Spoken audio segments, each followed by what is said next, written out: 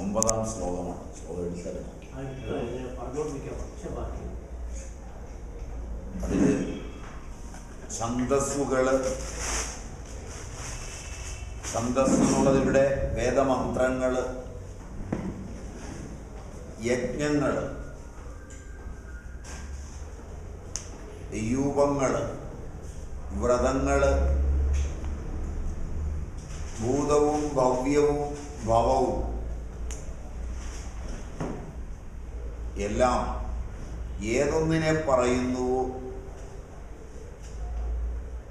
ഈ ജഗത്തിനെയും നമ്മളെയും ആ ഈശ്വരൻ, മായാനാഥനായ ഈശ്വരൻ സൃഷ്ടിക്കുന്നു. ജീവൻ മായ കൊണ്ട് ബദ്ധനായി സ്ഥിതി ചെയ്യുന്നു. അതുകൊണ്ട് അന്വയ വ്യതിരേകങ്ങളെ കൊണ്ട് ഈശ്വരനെ അറിയുകയും ആനന്ദിക്കുകയും ചെയ്യുക, ജഗത്തിനെ വ്യതിരേകബോധം കൊണ്ട് വേർതിരിച്ച് മനസ്സിലാക്കുക, എന്നിട്ട് ഈശ്വര സൃഷ്ടമാണ് ജഗത്ത് എന്നുള്ളത് കൊണ്ട് ഐശ്വര്യം തന്നെയാണ് ജഗത്ത്, അത് ഈശ്വരനിൽ നിന്ന് വേറെയല്ല എന്ന് ശാന്തമായി അനുഭവിക്കുക. ഇതാണ് പദ്ധതിയായി അവർ പറയുന്നത്. ഇത് സാധാരണഗതിയിൽ അന്വയ വ്യതിരേകങ്ങളുടെ ഭാഷ ഉപയോഗിക്കുമ്പോൾ ഈശ്വരൻ പരമമായ സത്യവും ജഗത്ത് അസത്യവുമായ ബോധമാണ് ഉണ്ടാകുന്നത്. അവിടെ ജഗത്ത് ഇല്ലാത്തതാണെന്ന ബോധമാണ് ഉണ്ടാകുന്നത്. ഇവിടെ ശ്വേതാശ്വതരം കുറച്ചുകൂടി കടന്നു പറയുന്നത് ഇതെല്ലാം ഈശ്വരനാണ്, കാരണം ഒന്നേ ഉള്ളുവെങ്കിൽ ഈശ്വരനല്ലാതെ മറ്റൊന്നില്ല. ഈ ഒരു സങ്കല്പമാവുന്നത് കൊണ്ട് എല്ലാ ശ്രൗതസത്യങ്ങളും, സ്മൃതികൾ ഏതാണ്ട് മുഴുവനും, പുരാണങ്ങളും ഈ ഭൗതിക പ്രപഞ്ചത്തിലുള്ള എല്ലാം ഈശ്വരൻ മായാശക്തി കൊണ്ട് നിർമ്മിച്ചതാണ്. ആ ജഗത്ത് മിഥ്യയാണ്, ഈശ്വരനല്ലാതെ വേറൊന്നുമില്ല. ആ മായയിൽ മോഹിക്കാതിരിക്കുക. അതിൽ മോഹിക്കുമ്പോൾ യാഥാർത്ഥ്യത്തെ, ഈശ്വരനെ അറിയുന്നില്ല. അതാണ് സംസാരികളുടെ വിഷമം. എപ്പോൾ വിഷമം വരുമ്പോഴും ഈ ബോധം ഉറച്ചിട്ടുള്ളവൻ സംസാരത്തിലേക്ക് നോക്കൂല. ജഗത്തിനെ നോക്കിക്കാണുമ്പോഴാണ് ഈ വിഷമം കൂടിക്കൂടി വരുന്നത്. അതുകൊണ്ട് ഇതിൻ്റെ പ്രായോഗിക പദ്ധതി ജഗത്തിനെ നോക്കിക്കാണുകയല്ല, ജഗത്ത് ഏതൊരു അധിഷ്ഠാനത്തിലുണ്ടായോ ആ ഈശ്വരനെ നോക്കിക്കാണുക. എല്ലാം സൃഷ്ടിക്കുന്ന ഒരുവനെ തിരിച്ചറിഞ്ഞു കഴിഞ്ഞാൽ പിന്നെ നമ്മളെ പ്രത്യേകിച്ചൊന്നും നോക്കേണ്ട ആവശ്യം വരുന്നില്ല. കാരണം ഇതിൻ്റെ യോഗവും ക്ഷേമവും എല്ലാം ആ ഒന്നിൽ നിന്നാണ് ഉണ്ടാകുന്നത്. അതാകട്ടെ വാസനകളാൽ ബദ്ധവും നിശ്ചിതവുമാണെങ്കിൽ അനിശ്ചിതമായ നമ്മുടെ ബോധം കൊണ്ട് എന്ത് പ്രസക്തി?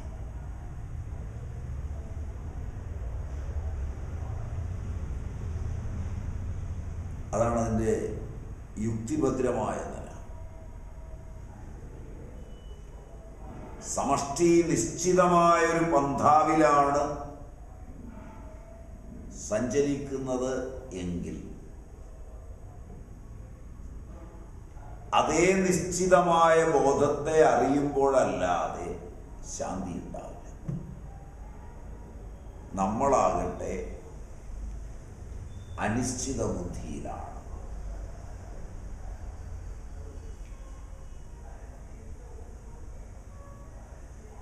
വ്യക്തിയെ അവൻ്റെ ബോധത്തിൽ അനിശ്ചിത ബുദ്ധിയിൽ നിർത്തിക്കൊണ്ട് നിശ്ചിതമായ ഒരു കളിയാണ് സമഷ്ടിബോധം കളിക്കുന്നതെങ്കിൽ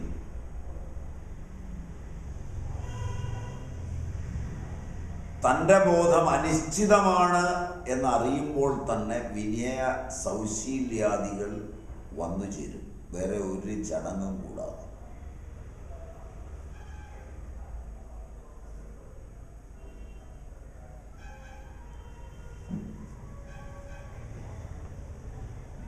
അത്രയാണ് അറിയേണ്ടത്. അത്രയും അറിഞ്ഞാൽ ഇതെല്ലാം എളുപ്പമായി.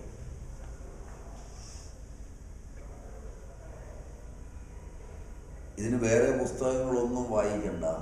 ഞാൻ എൻ്റെ ചെയ്തികളെയും എൻ്റെ വിചാരങ്ങളെയും എൻ്റെ വാക്കുകളെയും മാത്രം നോക്കിയാൽ മതി.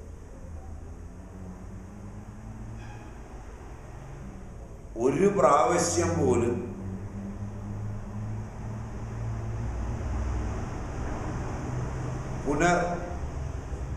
എനിക്ക് ചെയ്യാൻ പറ്റാത്ത വിധം കാര്യങ്ങൾ ബോധ്യപ്പെടുകയും ചെയ്യും. വേറെ ആരെയും നോക്കണ്ട. ഞാൻ എൻ്റെ ബോധത്തെയും എൻ്റെ ചെയ്തികളെയും എൻ്റെ വാക്കുകളെയും നോക്കിയാൽ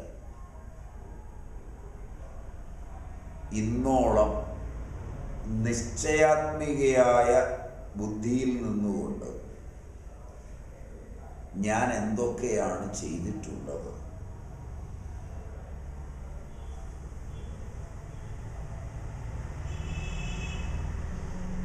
അപ്പോൾ അനിശ്ചിതത്വം എൻ്റെ സ്വഭാവമാണ്. അനിശ്ചിതത്വമുള്ള സ്വഭാവത്തോടു കൂടിയ ഞാൻ എങ്ങനെ അറിവുള്ളവനാണ് എന്ന് പറയും.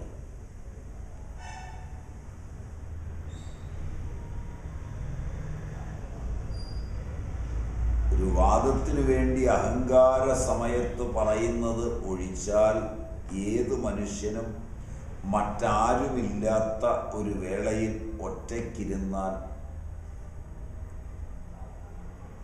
ചെയ്ത കാര്യങ്ങൾ അഹങ്കാരം വരുന്ന വേളയിൽ എനിക്ക് നിശ്ചയമുണ്ടെന്ന് ആരോടെങ്കിലും തർക്കിച്ചിട്ടുള്ളത് വിളിച്ചാൽ യാതൊരു പിടിയും കിട്ടാത്ത വിധം അനിശ്ചിതമായാണ് സഞ്ചരിച്ചുകൊണ്ടിരിക്കുന്നത്.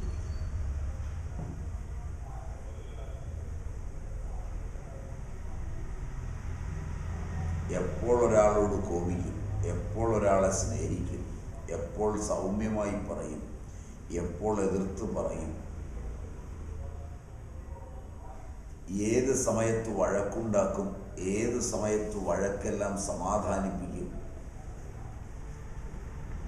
ഇതൊന്നും ഈ ജീവിതത്തിൽ ഒരാൾക്കും ഉറപ്പു പറയാൻ കഴിയാത്ത വിധം സങ്കീർണമാണ് ഈ തത്വം.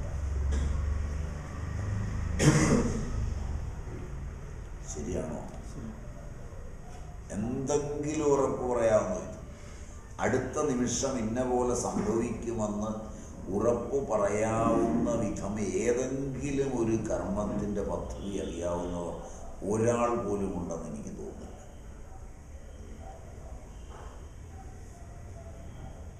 വിനയത്തിലേക്കുള്ള ഒരേ ഒരു പാത ഏതാണെന്നാണ് എനിക്ക് തോന്നുന്നത്.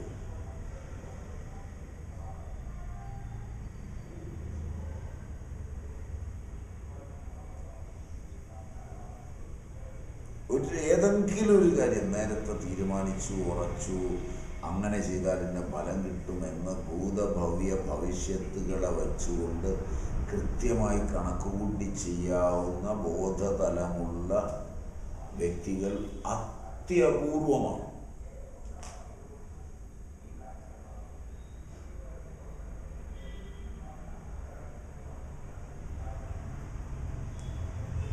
അങ്ങനെ ചെയ്തിടത്തോളം കർമ്മങ്ങളുടെ പൂർവ്വ ചരിത്രമാണ് ജീവിതം.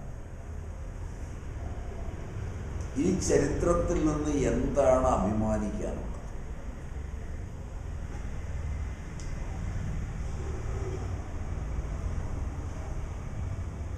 ആ ബൃഹത് ചരിത്രത്തിൽ നിന്ന് അല്പമാത്രമായതെടുത്ത് തൻ്റെ അഹന്തയിൽ രൂപാന്തരപ്പെടുത്തി വ്യാഖ്യാന ഭേദങ്ങളോടുകൂടി അവതരിപ്പിക്കുമ്പോൾ ദുഃഖത്തിനിടയിൽ ഒരു സന്തോഷം നമ്മൾ ഉണ്ടാക്കിയെടുക്കുന്നു എന്നുള്ളത് മാറ്റിവെച്ചാൽ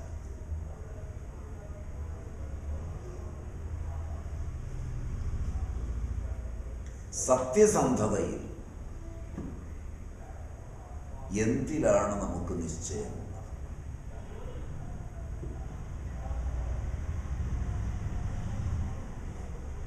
ആ നിശ്ചയമില്ലായ്മയാണ് സ്വാഭാവികമായ വിനയം.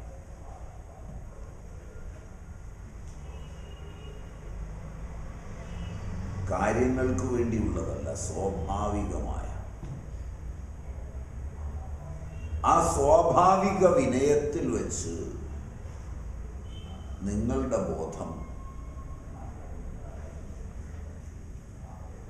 വാസനാബദ്ധങ്ങളായ ജീവന്മാരെ പൂർവകർമാർജിതങ്ങളായി കൊണ്ടുപോകുന്ന ഏതോ ഒരു അദൃശ്യ നിശ്ചയാത്മികയുമായി കൂട്ടിമുട്ടി.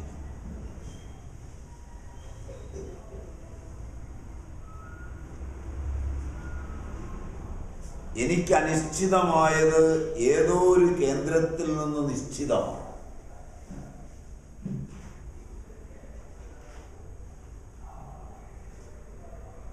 എനിക്ക് നിശ്ചയമില്ല എന്ന് മാത്രമുള്ള സത്യം. ഞാൻ ചെയ്ത കാര്യങ്ങൾ എനിക്ക് നിശ്ചയമില്ലെങ്കിൽ എന്നെപ്പോലുള്ള ആർക്കും അത് നിശ്ചയമല്ല.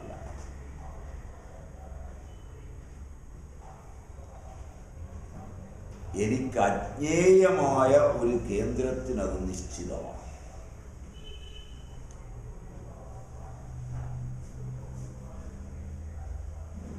ആ നിശ്ചയത്തെ അറിയണം എന്ന് തോന്നുന്നത് ഇത് അനിശ്ചിതമാണ് എൻ്റെ കാര്യത്തിലെന്ന് അറിഞ്ഞു കഴിഞ്ഞു മാത്രമാണ്.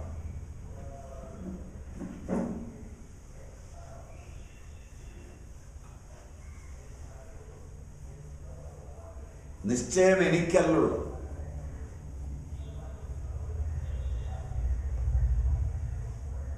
എൻ്റെ ജീവിതം ഞാൻ നോക്കിക്കണ്ടാൽ ഇതെല്ലാം എനിക്ക് അനിശ്ചിതമാണ്.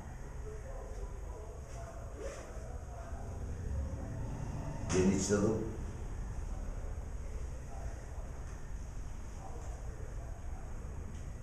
ജനിച്ചു കഴിഞ്ഞ് വളർന്നതും കർമ്മകലാപങ്ങളിൽ ഏർപ്പെട്ടതും ചെയ്തു കൂട്ടിയ ധർമ്മ അധർമ്മങ്ങളും ഉപയോഗിച്ച വാക്കുകളും ഇനി ഒരാവർത്തി ഉപയോഗിക്കാൻ തക്കവണ്ണം ഓർത്തുപോലും ഇരിക്കുന്നില്ലെങ്കിൽ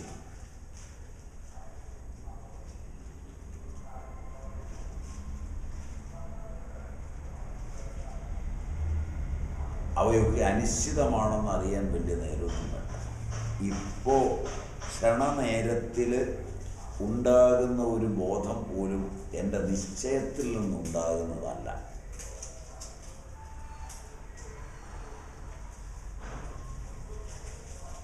എൻ്റെ സുഖങ്ങളോ ദുഃഖങ്ങളോ ഒന്നും എൻ്റെ നിശ്ചയത്തിൽ നിന്നുണ്ടാകുന്നതല്ല.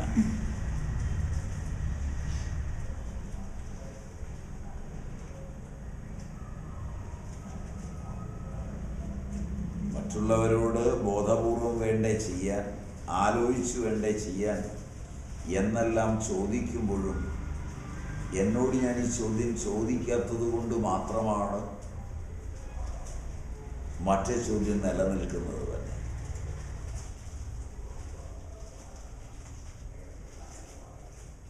Am I right?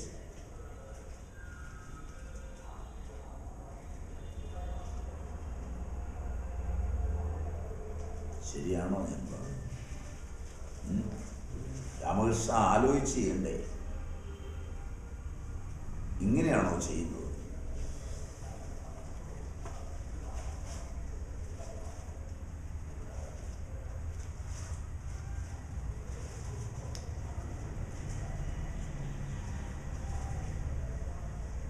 എന്ന് ചോദിക്കുമ്പോഴും ശകാരിക്കുമ്പോഴും എന്തു പറയുമ്പോഴും ആ ചോദ്യം പോലും എൻ്റെ അനിശ്ചിതത്വത്തിൽ നിന്നാണ്.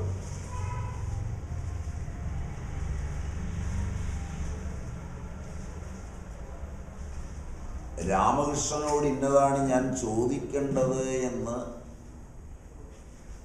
തീരുമാനമുള്ള വേറേതോ ഒരു ശക്തിയുടെ പിടിയിൽ ഉപകരണമായി നിന്നുകൊണ്ട് മാത്രമാണ് ഈ ചോദ്യം പോലും ഞാൻ ചോദിക്കുന്നത്.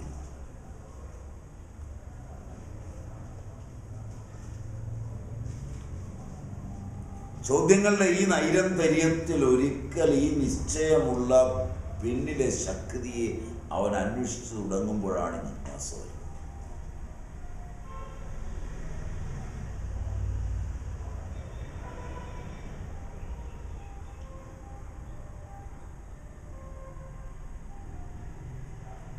ഇന്നോളം ഞാൻ ഉപയോഗിച്ചിട്ടുള്ള വാക്കുകൾ എൻ്റെ വിസ്മൃതിയിലേക്കാണ് ഒഴിഞ്ഞു പോയത്, സ്മൃതിയിലേക്കല്ല.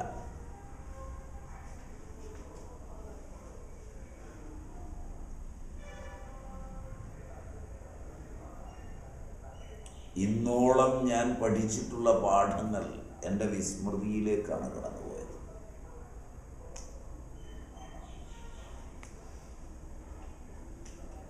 അവയിൽ നിന്നെല്ലാം പുതിയ പുതിയ അനിശ്ചിതത്വമുള്ള വാക്കുകളും പഠനങ്ങളും ഉണ്ടായി വരുന്നുണ്ടാവും.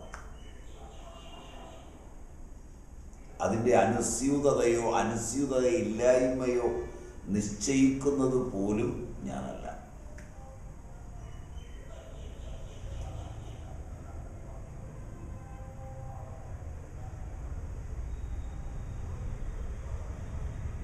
ജയങ്ങളും അപജയങ്ങളും നിശ്ചയിക്കുന്നത് ഞാനല്ല.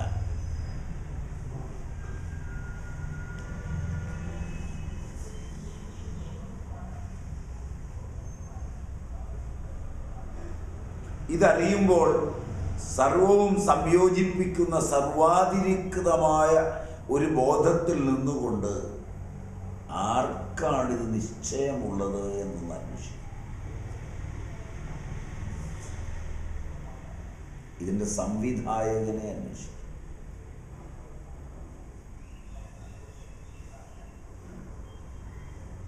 അങ്ങനെ അന്വേഷിക്കാനൊരു കാരണം, എനിക്ക് നിശ്ചയമില്ലാതിരിക്കുമ്പോഴും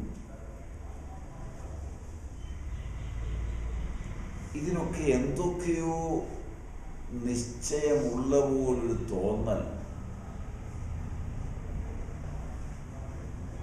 പ്രകൃതിയിൽ കാണും.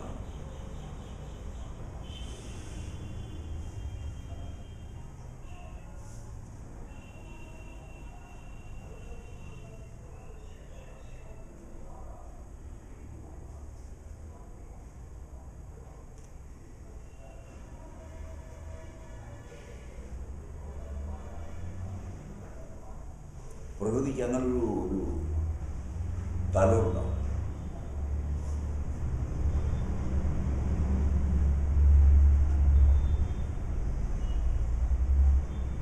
മനുഷ്യബുദ്ധിയിൽ അനിശ്ചിതമാണെന്നിരിക്കലും നിശ്ചയമാണെന്ന് അഭിമാനിക്കുന്ന മനുഷ്യൻ മാനവനിർമ്മിതങ്ങളായ പ്ലാനുകളും പദ്ധതികളും നടത്തി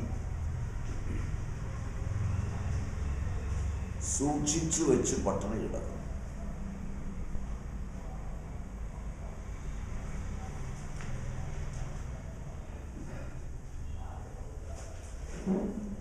ഗ്രാമങ്ങളും നഗരങ്ങളും രൂപകൽപ്പന ചെയ്യുകയും വീടുകൾ രൂപകൽപ്പന ചെയ്യുകയും ചെയ്ത് അപകടങ്ങളും മരണങ്ങളും എല്ലാം വിളിച്ചു വരുത്തും.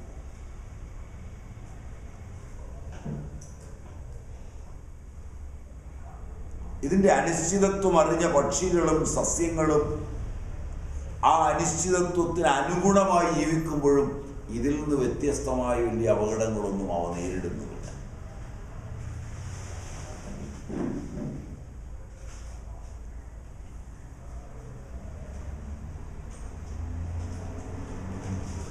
തന്നെക്കുറിച്ചും തൻ്റെ കർമ്മത്തെക്കുറിച്ചും തൻ്റെ ജീവിതത്തെക്കുറിച്ചും അടുക്കോടെ പ്ലാനും പദ്ധതിയും തയ്യാറാക്കുന്ന മനുഷ്യൻ അവൻ്റെ ഭാര്യയുടെ, അവൻ്റെ മക്കളുടെ, അവൻ്റെ ബന്ധുക്കളുടെ, അവൻ പരിചയപ്പെടുന്നവരുടെ, അവന് കേട്ടുകേൾവിയുള്ളവരുടെ എല്ലാം ജീവിതത്തെ ആസ്പദമാക്കി രചിക്കുന്ന പ്ലാനുകളും പദ്ധതികളും ഒക്കെയായി നീങ്ങുമ്പോഴും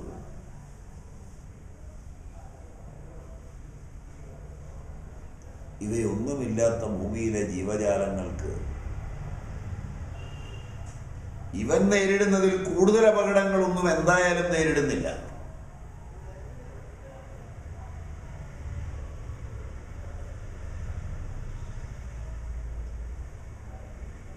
അതുകൊണ്ട് ഇവൻ്റെ പ്ലാനും പദ്ധതിയും ഒക്കെ ഒരു പ്രഭാത കട്ടകുട്ടി ന്യായത്തിലാണെന്നാണ് മനസ്സിലാക്കാൻ കഴിയും. എന്താ മാഷെ ചിരിക്കുന്നത്?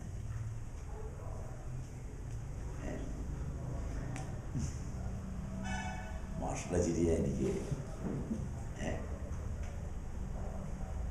എന്നെ വിഷമിപ്പിക്കുന്ന ചിരി മാഷുടെ ചിരിയാണ്. ശരിയല്ലേ?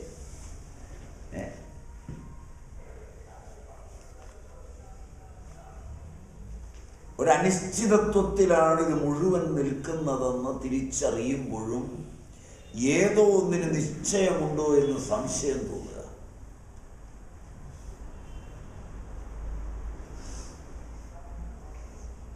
എനിക്ക് നിശ്ചയമില്ലെന്ന് അറിയുകയും നിശ്ചയമുള്ള ഒന്ന് പിന്നിൽ നിന്ന് പ്രവർത്തിക്കുന്നുണ്ടെന്ന് ബോധ്യപ്പെടുകയും ചെയ്താൽ ബുദ്ധിമാൻ ആ നിശ്ചയമുള്ള ഒന്നിനെ അന്വേഷിക്കാതിരിക്കില്ല.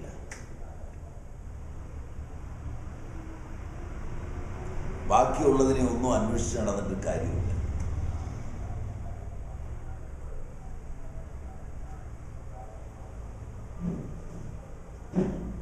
ബാക്കിയുള്ളതിൽ ഒന്നിലും വിശ്വസിക്കുകയുമില്ല.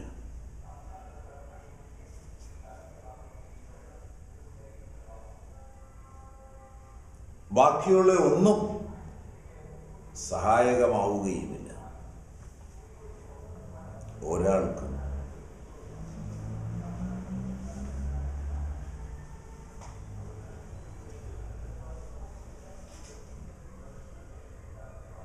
അങ്ങനെയാണെങ്കിൽ ആദ്യം മുതൽ ആ ഒന്നിൽ ഉറച്ചിട്ട് മാത്രം സഞ്ചരിച്ചാൽ പോരെ.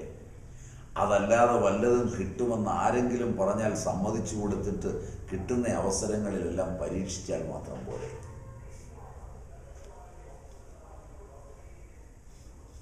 കാരണം വാക്കുകളും വരകളും വർണ്ണങ്ങളുമായി ലോകത്തിലേക്ക് ബോധം കടന്നു വരുമ്പോൾ ഇങ്ങനെയല്ലാത്ത ഒന്നുണ്ട് എന്ന് കേൾക്കുമ്പോൾ നമ്മളുടെ അഹന്തയ്ക്ക് ഉണർവ് വരികയും നമുക്ക് ബോധിച്ചിട്ടുള്ള സത്യം തന്നെ ചിലപ്പോൾ മറവിലാണ്ടു പോവുകയും നമ്മളുടെ ഉറപ്പിന്മേൽ വീണ്ടും നമ്മൾ പതിക്കാൻ ഇടവരികയും ചെയ്യും എന്നുള്ളത് കൊണ്ട് ഉറച്ചു കഴിഞ്ഞ സത്യം ഉറപ്പാണോ എന്ന് അതല്ല എന്ന് പറയുന്നതിനെ മുഴുവൻ പൂർവപക്ഷമായി അംഗീകരിച്ചുകൊണ്ട് അതിൽ ഓരോന്നിനെയും പരീക്ഷിച്ച് കടന്നു പോവുക. ഇത് സത്യമല്ല, സത്യമല്ല, സത്യമല്ല, നേതി നേതി എന്ന് കൃത്യമായി അറിഞ്ഞ് കടന്നു പോവുക.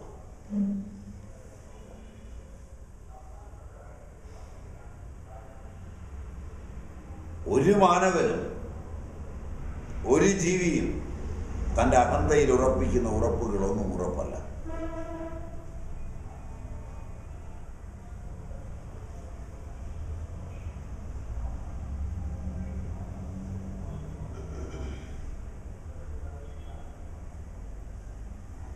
അനിശ്ചിതമാണ് എന്ന സത്യം അംഗീകരിക്കുക. അനിശ്ചിതമായിരിക്കുമ്പോഴും അനിശ്ചിതമല്ല എന്ന് വ്യാമോഹിച്ച് നിശ്ചിതമാണെന്ന് സാർവലൗകികമായ അനിശ്ചിതമാണെന്ന് അറിഞ്ഞിരിക്കുമ്പോഴും എൻ്റെ കാര്യം അങ്ങനെയല്ല, നിശ്ചിതമാണെന്ന് ബോധ്യപ്പെടുത്താൻ ശ്രമിക്കുക.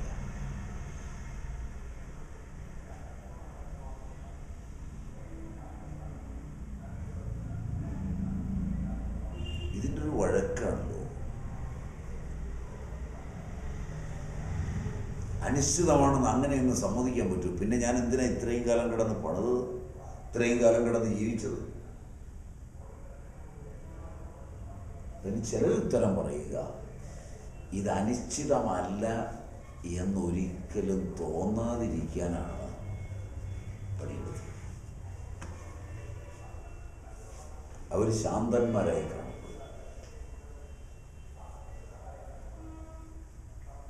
ഇത് നിശ്ചിതമാണ് എന്ന് വിശ്വസിച്ചാണ് പണിയെടുത്തത്.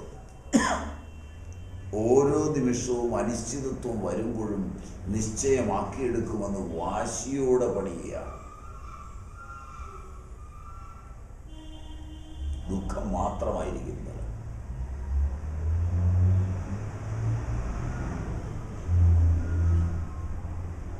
അല്പം പോലും ശാന്തിക്ക് വഴിയുണ്ടാവില്ല.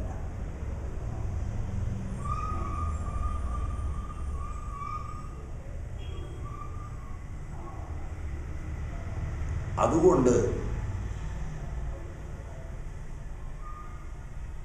ആ ഈശ്വരനെ അറിയുമ്പോൾ ശാന്തനാകും. ആ നിശ്ചയം ഉള്ള സത്തയാണ് ഈശ്വരൻ എന്ന് പറയുന്നത്.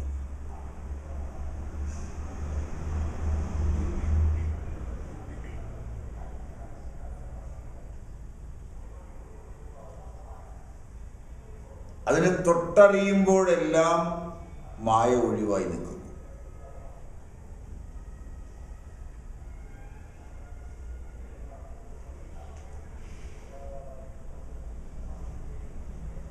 അല്ലാത്തപ്പോഴൊക്കെ മായയ്ക്ക് പ്രാബല്യമുണ്ടാകുന്നു, ദുഃഖമുണ്ടാകുന്നു.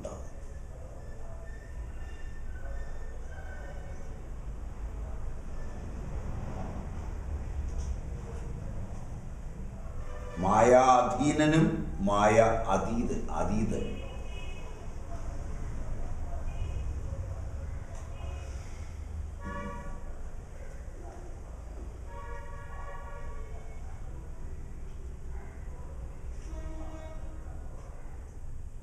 ഏതിനും എന്തിനും ആ മായാതീതമായ ശബ്ദം എവിടെ നിന്നെങ്കിലും കേൾക്കാതിരിക്കില്ല.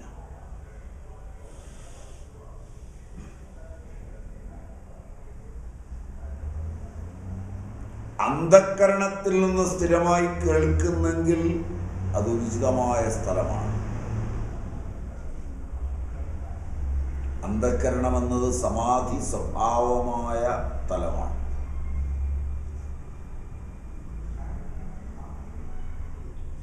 അവിടെ വിഷയങ്ങൾ ആവിർഭവിക്കുന്നതാണ് ആ കേൾവിക്ക് തടസ്സമാണ്. നിശ്ചിതമായ സത്യത്തെ സ്വന്തം അന്ധക്കരണത്തിൽ നിന്ന് കേൾക്കുന്നവർ, അവിടെ പുറത്തുനിന്ന് വരുന്ന എല്ലാ ശബ്ദങ്ങളും മായാവൃതങ്ങളാണ്.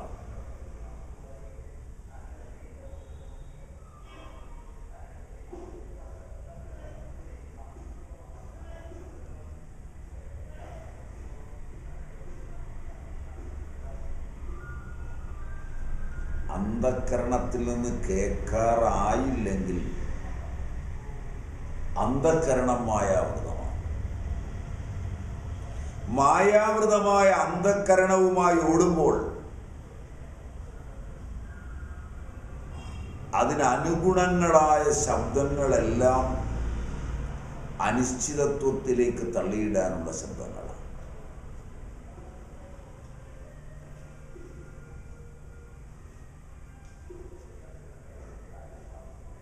ഏതൊരു ബ്രഹ്മത്തിൻ്റെ ഭാവമാണോ ജീവൻ, ഏതൊരു ബ്രഹ്മം തന്നെയാണോ ജീവൻ, അതാ മായാവൃത തലങ്ങളിൽ വീണ് അനിശ്ചിതത്വം പുലർത്തി ദുഃഖിക്കാതിരിക്കണം എന്നത് അതിൻ്റെ തന്നെ സ്വരൂപവും സ്വഭാവവുമാണ്.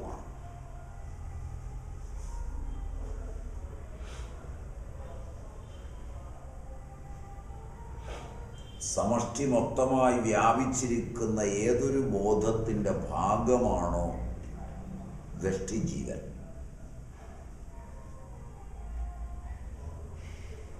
സൂക്ഷ്മ സ്ഥൂല കാരണദേഹങ്ങൾ ഏത് ജീവനെ പരിമിതപ്പെടുത്തി നിർത്തുന്നു, അതിർവരമ്പ് നിശ്ചയിച്ച് നിർത്തുന്നു, ആ ചേർച്ചയിലുണ്ടായ അനിശ്ചിതത്വത്തിൽ നിലകൊള്ളുമ്പോൾ അതിന് നിശ്ചയാത്മിക ഭാവം നൽകി കൊണ്ടുപോകാൻ അന്ധക്കരണം വിലക്ഷണമായി തീർന്ന് മായാവൃതമായി നിർബന്ധിക്കുമ്പോഴും അതിനനുഗുണമായി ചുറ്റുപാടുകൾ സംവദിക്കുമ്പോഴും അഹന്ത അതാണ് ശരിയെന്ന് വെച്ച് ഈ ചുറ്റുമുള്ളവരെല്ലാം കൂടെ ഉണ്ടാകുമെന്ന് ധരിച്ചു, ഇതിനുള്ള ധനം വന്നു ചേരുമെന്ന് ധരിച്ച് മുന്നേറുമ്പോഴെല്ലാം വേറിട്ടൊരു ശബ്ദം കേൾക്കാതിരിക്കുക.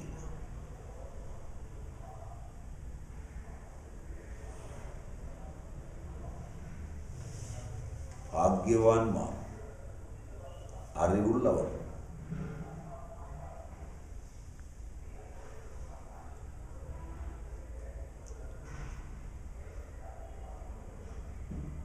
സ്വരവിന്യാസത്തിൻ്റെയും നാദാനുസന്ധാനത്തിൻ്റെയും അല്പമാത്രമായ ഭാവങ്ങൾ അറിഞ്ഞിട്ടുണ്ടെങ്കിൽ ആ വേറിട്ട് ശബ്ദത്തിൻ്റെ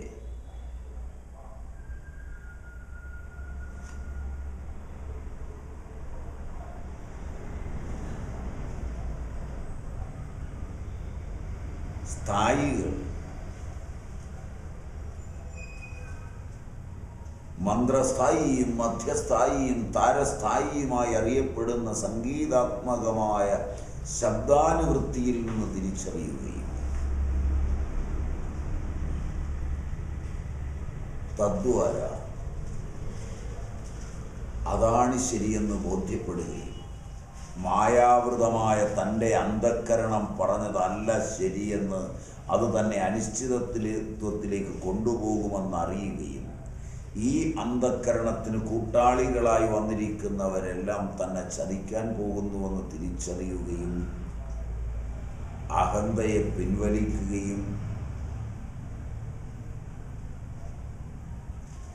ജയത്തേക്കാൾ മാധുര്യമുള്ള പിൻവാങ്ങലിന് തയ്യാറെടുക്കുകയും ചെയ്യുമ്പോഴാണ് തൻ്റെ അനിശ്ചിതത്വം മാറുകയും നിശ്ചയാത്മികയായ ബോധം രക്ഷിക്കുവാനുള്ള തൻ്റെ ശബ്ദത്തെ അംഗീകരിച്ചു എന്നുള്ളത് കൊണ്ട് വാസനയെ നിർമ്മാർജ്ജനം ചെയ്യുകയും ചെയ്യുന്നത്.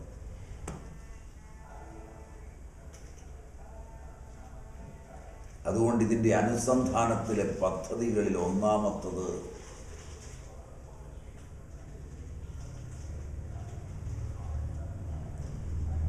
ശബ്ദവൃത്തിയുടെ ഈ തലങ്ങൾ അറിഞ്ഞ്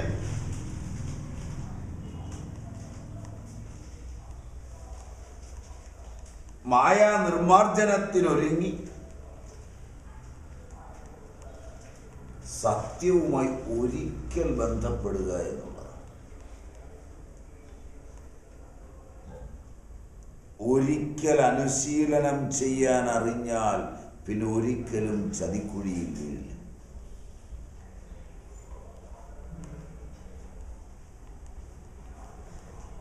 ഇതാണ് ഇതിൻ്റെ പദ്ധതി. ഇത് വളരെ സിമ്പിളാണ്.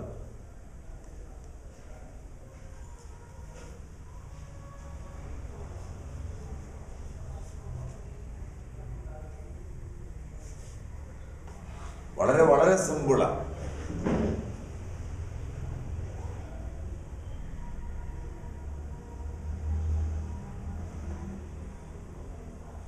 അനിശ്ചിതമായത് നിശ്ചയമാണെന്നുള്ള തെറ്റായൊരവബോധം ഒന്നുകൊണ്ട് മാത്രമാണ് അന്ധക്കരണം ഈ കളികളെല്ലാം നടത്തുന്നത്.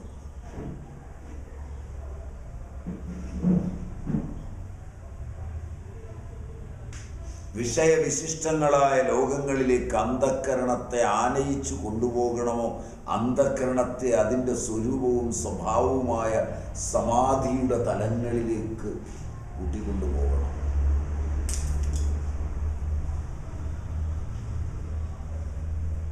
ഇത്രയുള്ള അവിടെ ചോദ്യം.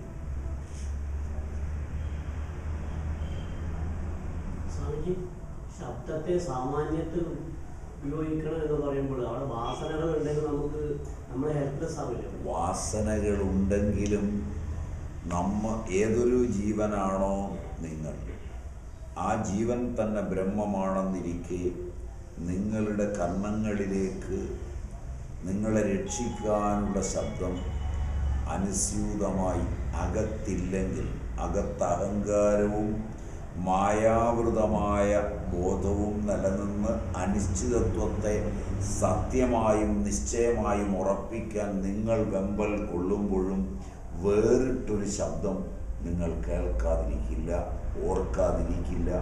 അത് കേട്ടതാണെന്നും അതായിരുന്നു പിന്തുടരേണ്ടിയിരുന്നതെന്നും അത് കേൾക്കാത്തതിനാലാണ് ഈ അപകടം ഇന്ന് വന്നതെന്നും പിന്നീട് നിങ്ങൾ തിരിച്ചറിയുകയും പശ്ചാത്തപിക്കുകയും ചെയ്യാൻ വിധം കൃത്യതയുള്ളൊരു ശബ്ദം ഏത് ജീവനും എല്ലായ്പ്പോഴും കേട്ടുകൊണ്ടിരിക്കും. അതാണ് കൃപ, അല്ലെങ്കിൽ ഈശ്വരൻ എന്ന് പറയുന്നത്. അത് നിഷേധിക്കാതെ നിങ്ങൾക്ക് അനിശ്ചിതവും മായാവൃതവുമായി ലോകങ്ങളിലൂടെ പോകാൻ പറ്റില്ല. അഹങ്കാരം കാരണമായി ആ ശബ്ദങ്ങളെ നിഷേധിച്ചു മാത്രമാണ് ഓരോ വ്യക്തിയും മുന്നേറുന്നത്.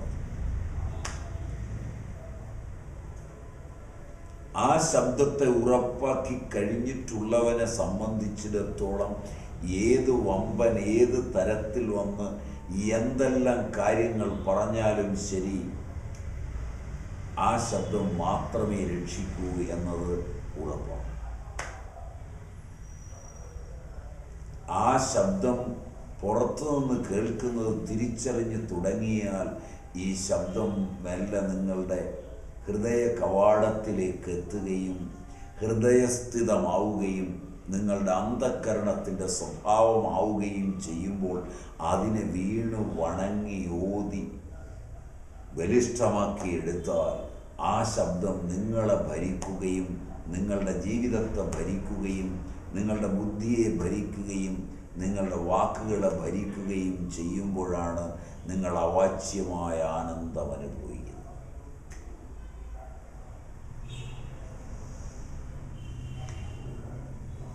ഇതിനെതിരെ ഒരുപാട് സാധനമൊന്നുമില്ല. എൻ്റെയും നിങ്ങളുടെയും അഹന്ത മാത്രമേ ഉള്ളൂ.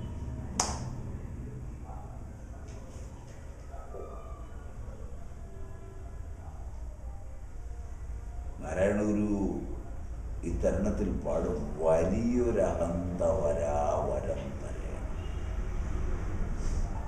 വല്ല തടിയാണ്. എനിക്കിത് അറിയാമെന്നൊരഹന്ത വന്നാൽ അതും ഗതികേടാണ്.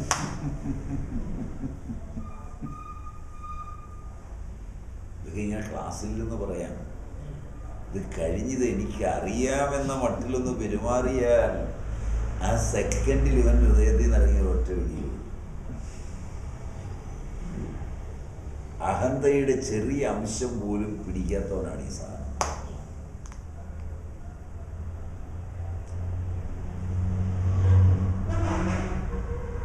അതാണ് ഇതിൻ്റെ അപകടം. ഏറ്റവും വലിയ അപകടം ഈ ഒരൊറ്റ സാധനം.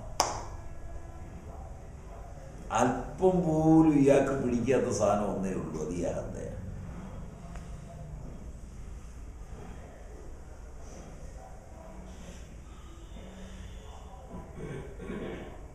പിള്ളേരായിരിക്കുമ്പോൾ അമ്മയുടെയോ അച്ഛൻ്റെയോ നമുക്കിഷ്ടപ്പെട്ട ഒമ്പന്മാരുടെയോ കാല് പിടിച്ച് കൈ പിടിച്ച് കൂടെ ഒന്നിരുന്നോട്ടെ എന്നൊക്കെ ചോദിച്ചിരുന്ന് കഴിഞ്ഞാൽ ബാക്കിയുള്ളവരുടെ മുമ്പിൽ ഇത് എൻ്റെ കൂടെ ഉണ്ട് എന്നുള്ള മട്ടിലിരിക്കുമ്പോഴേക്കാണ് ചിലപ്പം നമ്മളെ കൈവിട്ടിട്ട് ഇയാളെ ഏറ്റു പോകുന്നത്. മനസ്സിലായില്ല? അത് തന്നെയാണ് എല്ലാവർക്കും പറ്റുന്നത്.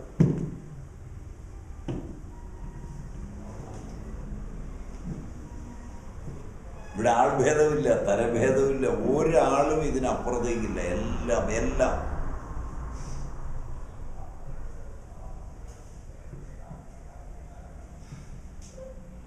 നാരായണഗുരു അതുകൊണ്ട് ഈ അഹന്ത ഉണ്ടാക്കാനാണ് നമ്മുടെ കൂട്ടുകെട്ടെല്ലാം. നിങ്ങൾ എൻ്റെ കൂടെ കൂടുന്നതും ഞാൻ നിങ്ങളുടെ കൂടെ കൂടുന്നതും ഒന്നിച്ച് നടക്കുന്നതും ഒക്കെ അവനെ ഭജിക്കാനൊന്നുമല്ല, നമ്മളുടെ ഈ അഹന്തയൊന്ന് വർദ്ധിപ്പിച്ചെടുക്കാനാണ്. ശരിയല്ല? ഭാര്യയും ഭർത്താവും മക്കളും ബന്ധുക്കളും അച്ഛനും അമ്മയും സുഹൃത്തുക്കളും ഭക്തന്മാരും എല്ലാം ഏത് കൂട്ടുകെട്ടിലൂടെ നിങ്ങൾ പോകുമ്പോഴും ഈ അഹന്തയെ ജ്വലിപ്പിക്കാനാണ് നോക്കുന്നത്.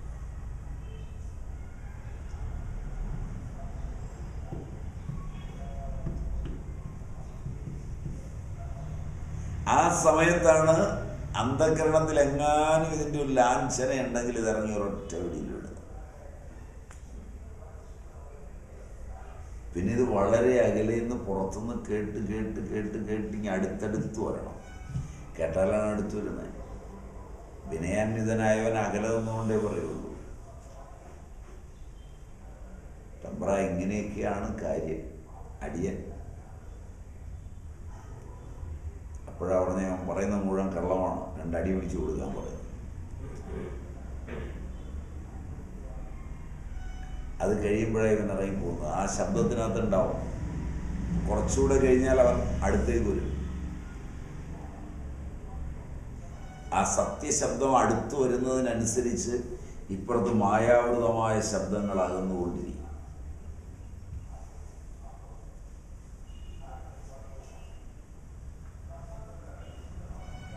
ഇന്ദ്രിയങ്ങളുടെ പ്രീതി നഷ്ടപ്പെട്ടുകൊണ്ടിരിക്കും.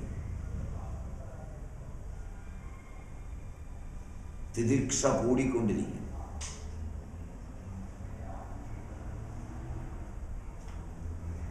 ഈശ്വര നിർമ്മിതങ്ങളല്ലാത്ത വാസനാനിർമ്മിതങ്ങളായ ശരീരങ്ങൾ ക്ലേശിക്കാൻ തുടങ്ങിക്കൊണ്ടിരിക്കും.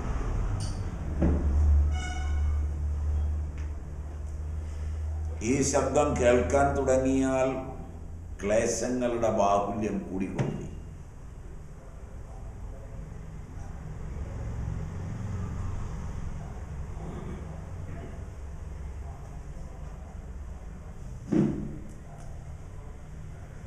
ചോദ്യം ക്ലിയറായോ? ലാസ്റ്റ് ക്ലേശങ്ങളുടെ ബാഹുല്യം അത് കൂടിക്കൊണ്ടിരിക്കും. ക്ലേശം കൂടിക്കൊണ്ടിരിക്കും. വാസനയോട് ബന്ധപ്പെട്ടതിനെയെല്ലാം താലോലിച്ച് നിർത്താൻ എത്ര കഷ്ടപ്പാടാവുള്ളത്. നിങ്ങളോട് പ്രിയമുള്ളതും നിങ്ങൾക്ക് പ്രിയമുള്ളതുമായ അഹന്തയിൽ പ്രിയപ്പെട്ട വസ്തുക്കളോട് എത്ര എത്ര സൂക്ഷിച്ചു വേണം നിങ്ങൾ ഓരോ നിമിഷവും ഇടപെടാൻ.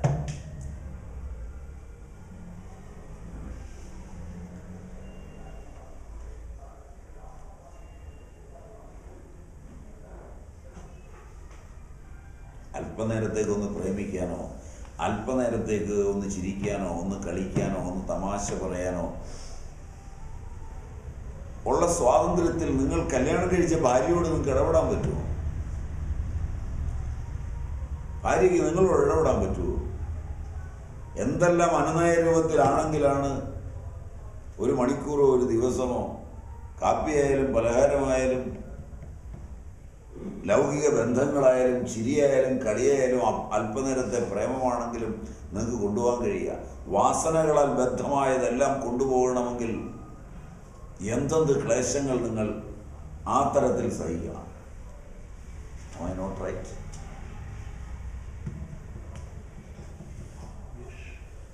ശരിയല്ല. ക്ലേശം കൂടും. ഈ അറിവ് നമ്മുടെ മനസ്സിലുണ്ടെങ്കിൽ ക്ലേശം കൂടും. 2 തലങ്ങൾ വരുള്ളൂ. അതാ ഞാൻ ആദ്യം പറഞ്ഞത്. അതിന്റെ മറുപുറവാ ഞാനിപ്പം പറഞ്ഞത്. ഒറിജിനൽ ക്ലേശം ഏതാണെന്ന് നിങ്ങൾ ആലോചിക്കാനാണ് ഞാൻ അതിന്റെ മറുപുറം പറഞ്ഞത്. ഞാൻ ആദ്യം പറഞ്ഞത് ഈ ബന്ധങ്ങൾ വിട്ടുപോകുന്നതിന്റെ ക്ലേശം കൂടും. അത് ഞാൻ ആദ്യം പറഞ്ഞു. ഈ വഴിക്ക് പോയാൽ ശരീരം വല്ലാതെ വിഷമിക്കും. പക്ഷെ അതാണോ റിയൽ ക്ലേശം? നിങ്ങളെ കുണ്ടമാണ്ടികൾ അഡ്ജസ്റ്റ് ചെയ്യാൻ കിടന്ന് വിഷമിക്കുന്നതാണോ റിയൽ ക്ലേശം എന്നാണ് ഞാൻ ചോദിച്ചത്. ഞാൻ ആദ്യം പറയുമ്പോ ആ ക്ലേശം ആ കൂടുതലെന്ന് നിങ്ങൾക്ക് ആദ്യം തോന്നിപ്പോവും. പക്ഷെ രണ്ടാമതൊന്ന് ആലോചിച്ച് നോക്കുക.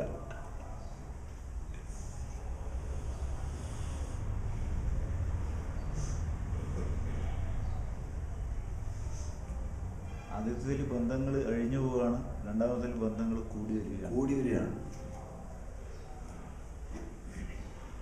ശക്തമാണ്.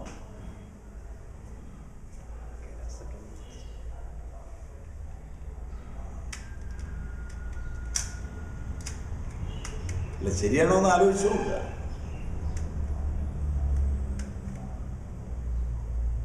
അതുകൊണ്ട് ഒരൊറ്റ കേന്ദ്രത്തിൽ പിടിക്കുന്ന ആളുകളുണ്ട്.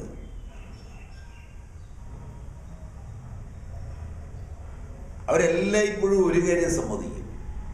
ഈ വാസനയാണ് സത്യം, ജഗത്താണ് സത്യം, മറ്റേ ശബ്ദമല്ല സത്യം എന്ന് വാദത്തിന് വേണ്ടി സമ്മതിക്കുന്നത് ടെസ്റ്റ് ചെയ്യാൻ മാത്രമാണ്. ടെസ്റ്റിനപ്പുറത്ത് അവർക്ക് കഴിയില്ല.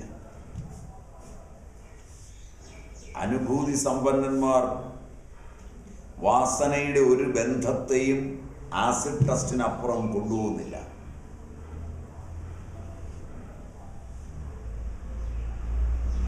നിഷേധിക്കുന്നുമില്ല.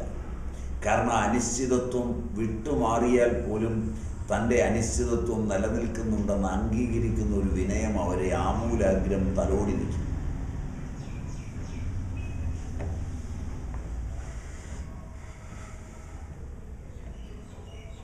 ആ വിനയമാണ് അവൻ ഇഷ്ടപ്പെടുന്നത്. അപ്പോൾ അവൻ അവിടെ നിന്നും പോവില്ല.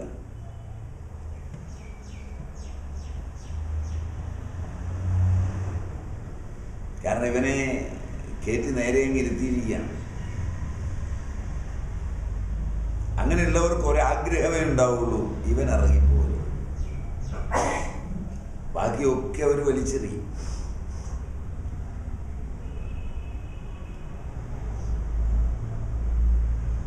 അവർക്കൊന്നറിയാം, ഇവൻ അവിടെ ഇരിപ്പുണ്ടെങ്കിൽ വേണ്ടതൊക്കെ വേണ്ട സമയത്ത് വേണ്ടതുപോലെ വന്നുകൊള്ളും.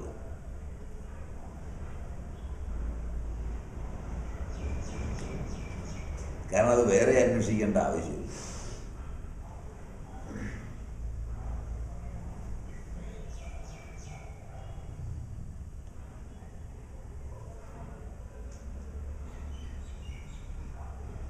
രാജാവിനെ സ്വീകരിച്ചിരുത്തിയിട്ട് വൃത്യൻ്റെയും മറ്റുള്ളവൻ്റെയും പുറകെ ഓടേണ്ട കാര്യമുണ്ടോ?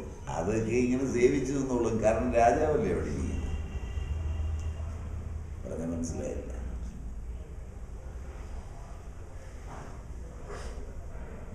നമ്മളിവിടെ ഒരു രാജാവിനെ കൊണ്ടിരുത്തി കഴിഞ്ഞാൽ പിന്നെ പരിവാരങ്ങളെല്ലാം ഇവിടെ ചുറ്റുവട്ടത്തിലവിടെ ഇരുന്നോളും. കാരണം ഇതൊന്നും ഏറ്റുപോകില്ല. എപ്പോൾ ഈ രാജാവ് ഏറ്റുപോകുന്നു ആ കൂട്ടത്തിൽ എല്ലാ പരിവാരം പോകും, മുഴുവൻ കാര്യമാവുകയും.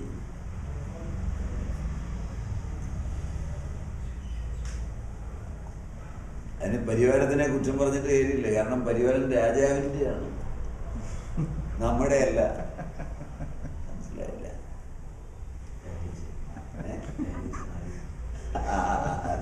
റാണി, ഈ റാണി അങ്ങ് പോയാൽ ബാക്കിയുള്ളതെല്ലാം കൂടെ പോകും. വല്ല മടിയനീച്ചയും പറ്റി പിടിച്ച് അവിടെ ഒന്നോ രണ്ടോ എണ്ണം ഇരുന്നെങ്കിലേ ഉള്ളൂ. ആ വേലക്കാരികളൊക്കെ പോകും അതിനെ പൊതിഞ്ഞ്. ഇതനിച്ച് കൂട്ടി മടിയനീച്ച എന്ന് പറഞ്ഞ് ഒരു സാധനമുണ്ട്, ഇദ്ദേഹം കുടിക്കാൻ മാത്രമുള്ളത്. അതൊന്നും പിന്നെയും ബാധ്യതയായി. അതെ.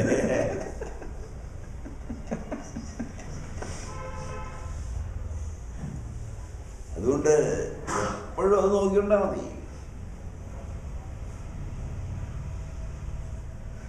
ഈ ഒരൊറ്റ സ്വരൂപത്തിൽ ഈ കാര്യം മുഴുവൻ കിട്ടും. അതിന്റെ കോർ സാധനം കിട്ടിയോ? മായാവൃതമായ ശബ്ദത്തിൽ അഹന്ത ഇല്ലാന്ന് ചിലപ്പോൾ തോന്നിപ്പോയില്ലേ? അത് തന്നെ ഒരു അഹന്തയാണ്. നമുക്ക് തോന്നിയാൽ പോരാ, അഹന്ത ഇല്ലാതിരിക്കണം. അഹന്ത ഇല്ലെന്ന് ഉറപ്പാകുന്ന അനുഭവമാണ്. അല്പം പോലും അഹന്തയില്ലാതെ ഞാൻ പറഞ്ഞു, എന്നിട്ടും എൻ്റെ അനുഭവം ഇതായി, അത് അഹന്തയാണ്. മറ്റത് പറയേണ്ടി വരികയില്ല. കാരണം ശ്രുതിയുടെ വാക്കുകൾക്കൊന്നും തിരിച്ചുള്ള ഒരു ഫലം ഉണ്ടാവില്ല. സത്യത്തിലാണ് ഞാൻ ജീവിച്ചത്, എന്നിട്ട് ഞാൻ ഈ കഷ്ടപ്പാടില്ല, ആവില്ല. ധർമ്മമാണ് ഞാൻ ചെയ്തു കൂട്ടിയതല്ല, എന്നിട്ട് എനിക്ക് ദോഷം വന്നു, വരികയല്ല.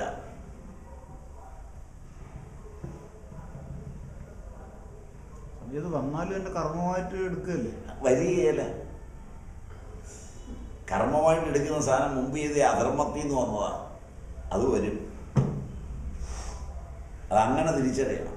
ദോഷം വന്നോ, അധർമ്മമുണ്ട്, പശ്ചാത്തപിക്കണം, നന്നാകണം, മനസ്സും ശരീരവുമല്ല.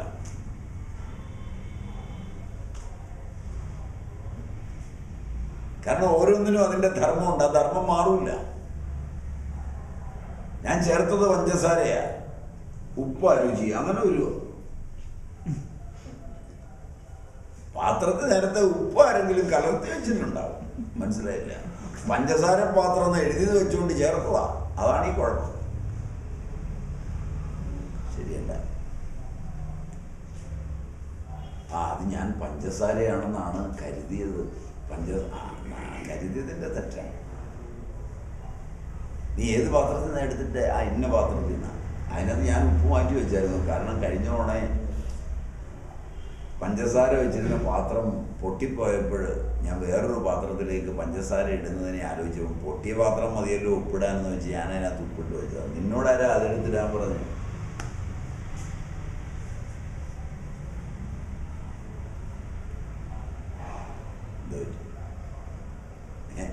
ഒരുപാട് ആലോചിച്ചു, ഒത്തിരി ആലോചിച്ചത്. ഇവിടെയാണ് ഈ പറ്റുപറ്റുന്നത്. ക്ലിയറായി. അതുകൊണ്ടാണ് ഗുരുദേവനൊക്കെ പറഞ്ഞത് വലിയൊരു അഹന്ത വരാവരം തരയണം.